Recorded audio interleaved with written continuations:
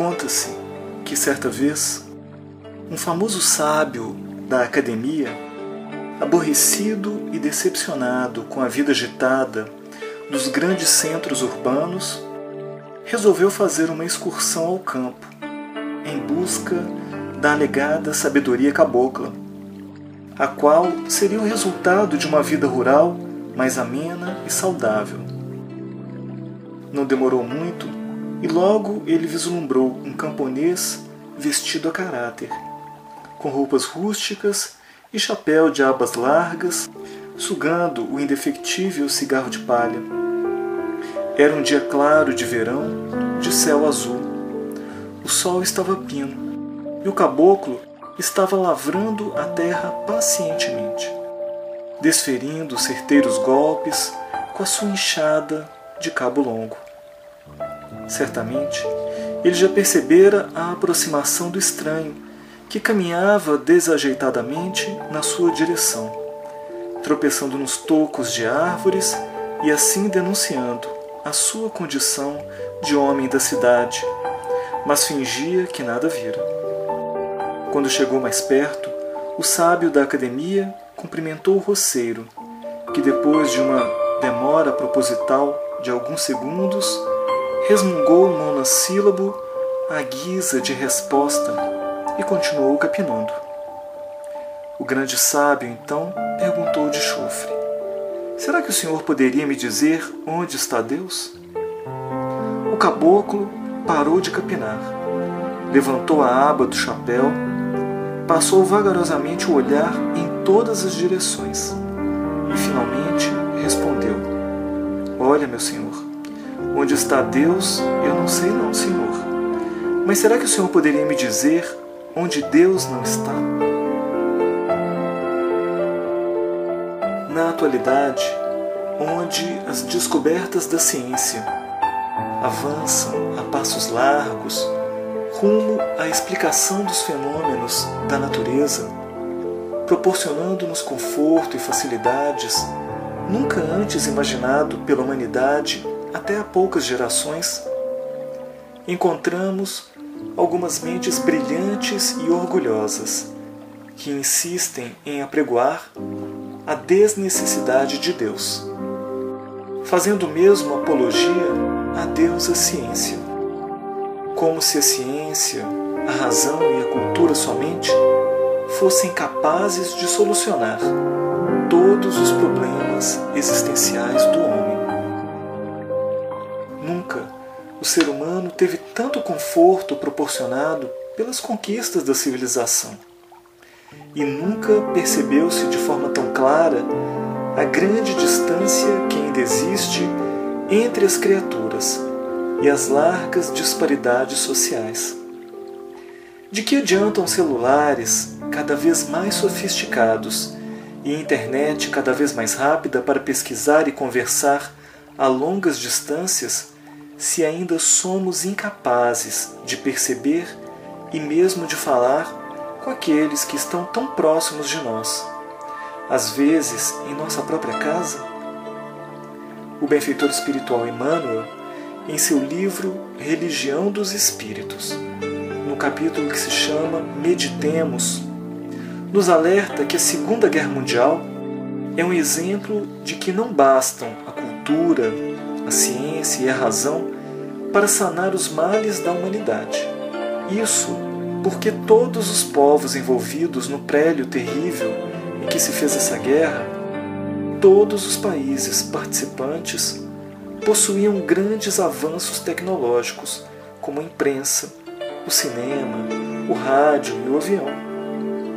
E todos esses meios, que deveriam ser utilizados para conforto e benefício geral, foram utilizados como máquinas de guerra, proporcionando então um saldo de milhões de mortos, mutilados e desajustados. Isso porque os avanços científicos, culturais, filosóficos e políticos sem Deus reduz o homem à verdadeira fera humana. A evolução da ideia de Deus. Muitos pensadores e teóricos afirmam que a crença em Deus é algo que surgiu através da transmissão de conhecimentos, ou seja, que foi ensinada através da cultura.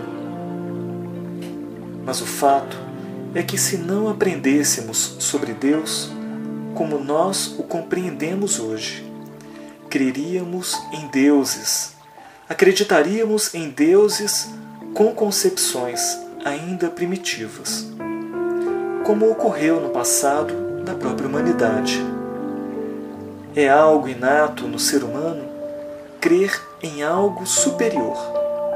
A ideia de Deus evolui como é natural, à medida que o ser humano se desenvolve intelectualmente, mas principalmente moralmente.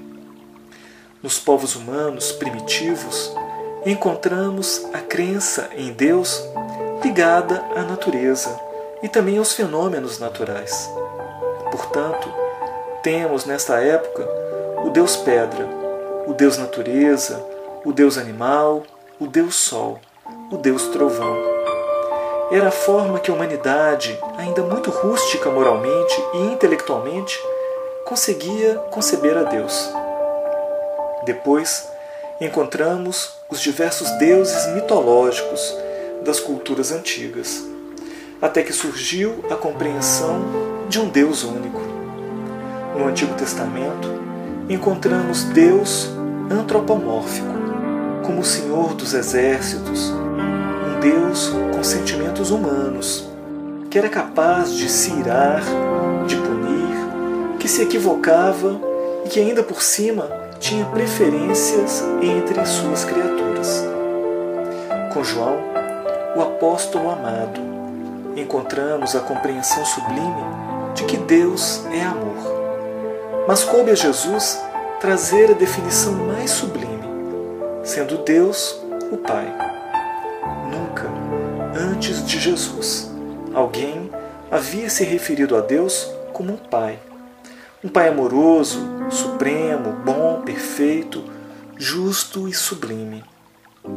A doutrina espírita coube a tarefa de aprofundar a compreensão sobre Deus, através das comunicações e esclarecimentos dos espíritos superiores que participaram da codificação.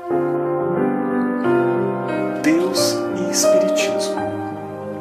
Nós encontramos em A Gênese, no capítulo Deus, sendo Deus a causa primária de todas as coisas, a origem de tudo o que existe, a base sobre que repousa o edifício da criação, é também o ponto que importa consideremos antes de tudo.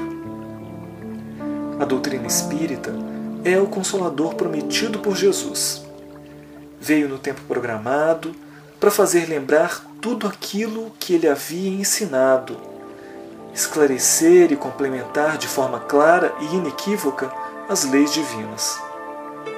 Nos afirma o Consolador na primeira questão de O Livro dos Espíritos, que Deus é a inteligência suprema, causa primária de todas as coisas. Ora, Deus é a inteligência soberana, que está acima de todas as demais inteligências, e é o fator causal de tudo o que existe. Mas se Deus existe, como podemos saber? Encontramos a prova da existência de Deus através de um método científico de análise, o que diz não haver efeito sem causa. Tudo aquilo que não é obra do homem é criação divina.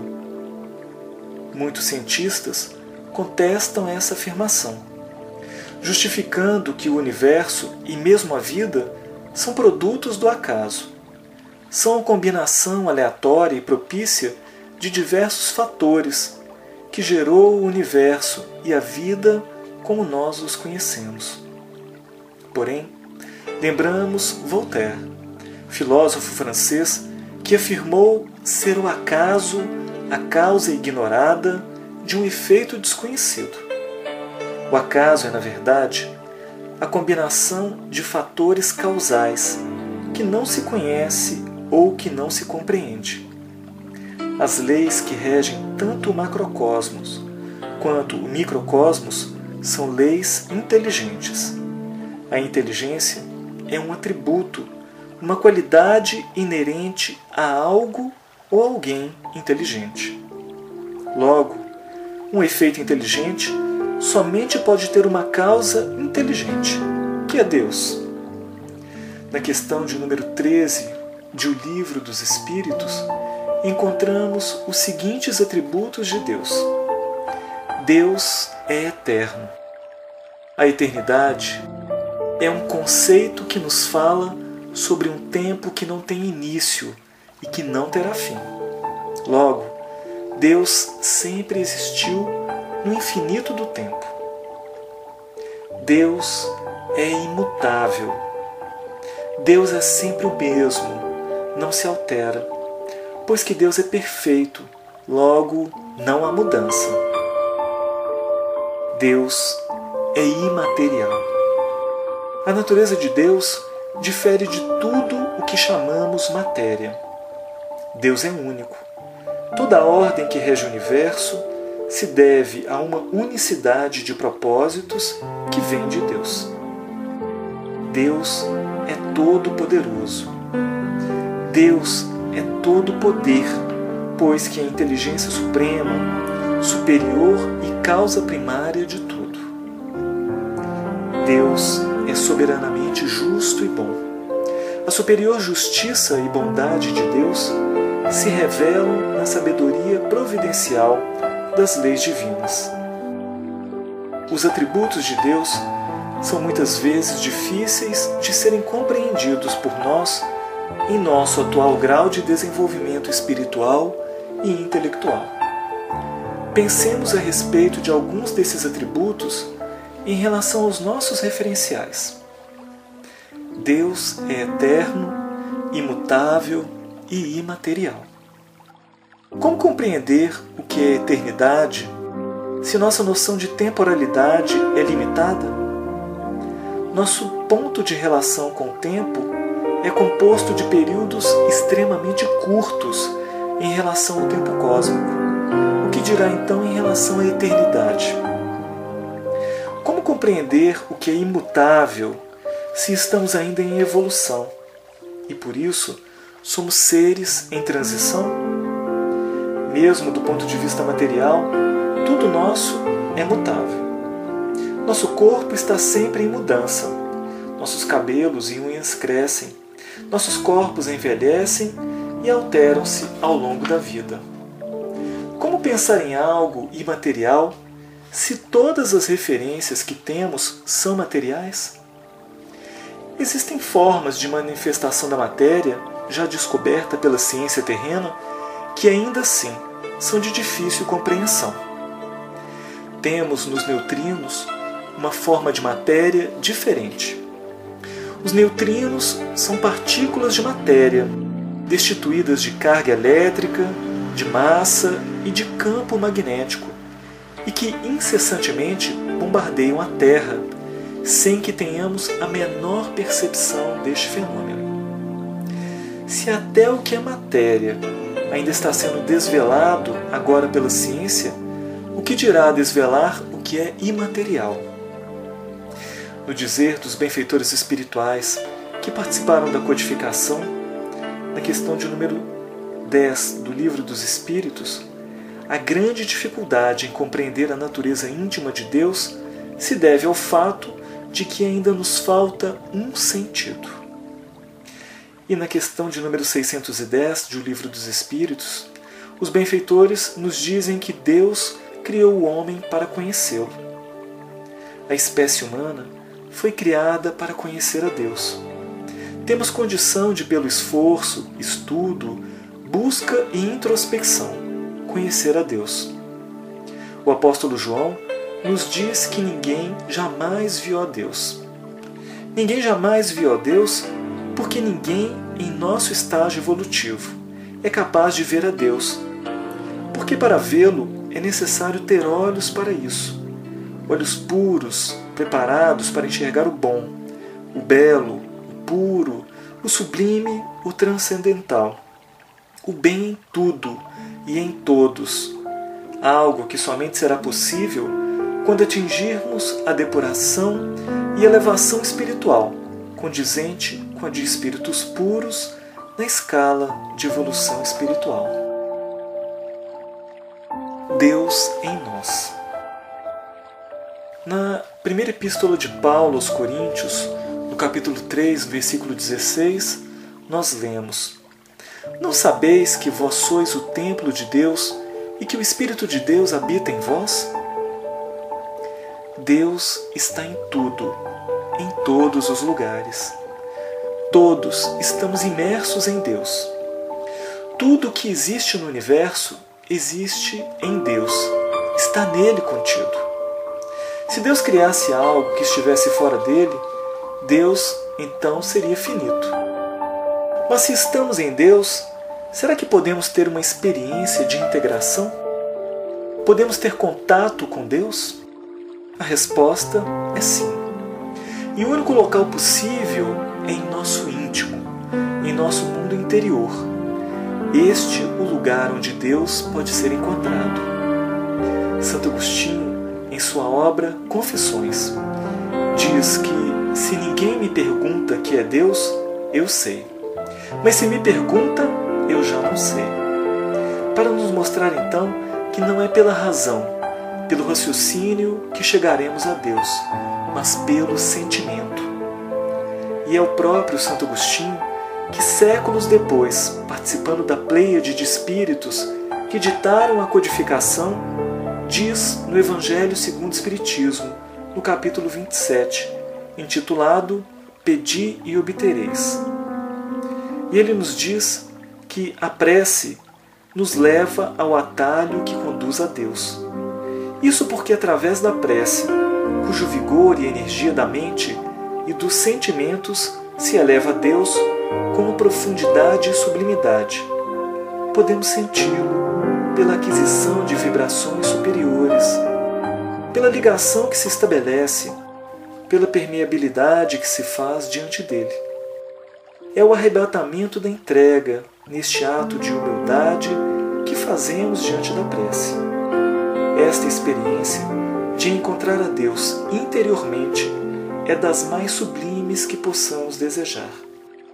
Envolve a vivência de percepções muito particulares, de unicidade em todos os aspectos que compõem nosso ser.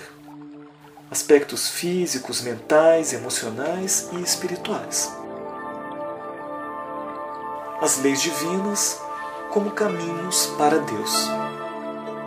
Através das leis divinas que governam todo o universo, em todas as esferas, sejam elas materiais ou espirituais, Deus demonstra a sua perfeição e o seu amor infinitos. As leis divinas foram elaboradas de forma a apontar o caminho do aprimoramento espiritual. Mesmo que o ser eleja desviar-se destas leis, mais ele entra em contato com essas leis, porém, pela via do sofrimento. O sofrimento é o veículo que a divindade utiliza para despertar o ser para a busca de novos rumos que apontem para a vivência dessas leis, objetivando a conquista de valores que o torne um espírito puro para entrar em união permanente com Deus. Este, o determinismo divino, que nos alcançará a todos. Por isso, Jesus disse que nenhuma das ovelhas que o Pai lhe confiou se perderia. O apóstolo João, de forma inspirada, disse que Deus é amor, e o amor nada impõe ou violenta, mesmo que seja para obter resultados sublimes como a elevação espiritual dos seres. Por isso, temos liberdade, somos livres. Deus nos fez livres para cada um, de modo único, dentro das leis divinas, traçar o melhor caminho que queira para um dia tornar-se um espírito puro e unir-se permanentemente a Ele. Assim como afirmou Jesus, eu e o Pai somos um. Em Jesus, temos o ser mais perfeito que Deus nos ofereceu para servir de modelo e guia. Ele, que é o caminho, a verdade e a vida, Ele, que é a porta verdadeira, afirmou que ninguém irá ao Pai senão através dele, atraindo então para si a responsabilidade de nos conduzir pelos caminhos de volta a Deus. Para podermos encerrar nosso encontro de hoje, nós vamos lembrar de uma história que aconteceu com Santo Agostinho, na praia de Hippo. E aconteceu num lindo dia de verão.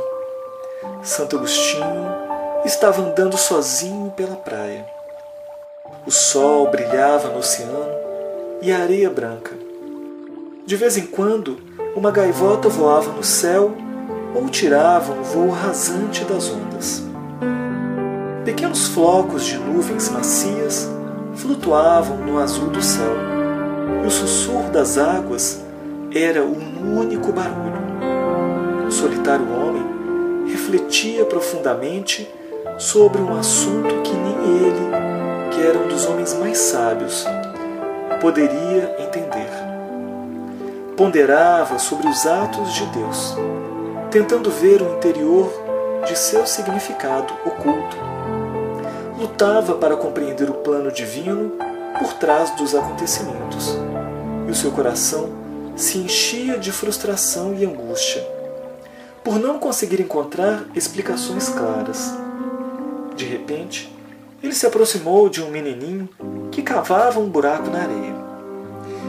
Ele enchia um pequeno balde na beira da praia, corria e o esvaziava no buraco. Então, retornava para buscar mais água do mar. Balde após balde, ele derramava no buraco. "O que está fazendo, menino?" perguntou o sábio.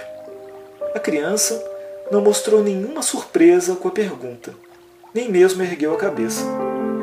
"Vou esvaziar a água do mar por este buraco", respondeu ele. "Isso é impossível, meu pequeno", exclamou o sábio com um sorriso. O menino, então, olhou para o seu rosto. "Não mais impossível que é para você compreender os mistérios de Deus", respondeu ele baixinho. O santo homem foi atingido pela verdade das simples palavras. Seu coração estava humilhado. Nesse instante, a frustração deixou sua mente. Ele cobriu os olhos com as mãos e sentiu-se agradecido, pois a fé pôde preencher o vazio onde o entendimento não bastara. Ao levantar a cabeça, depois de alguns instantes, ele deu-se conta de que estava só, com o céu e com o mar.